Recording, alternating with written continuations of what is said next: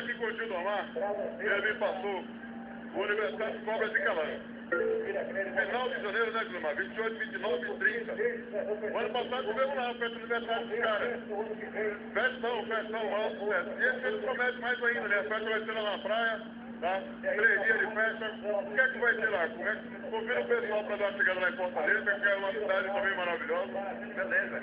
Vai ser uma festa completa, feita por motociclistas para motociclistas. A gente vai ter 0800 café da manhã, 0800 feijoada, camping do lado do evento. O evento vai ser na rua, aberto, na beira da praia, a 50 metros do mar. Você pode levar calção de banho, que vai ser tranquilo.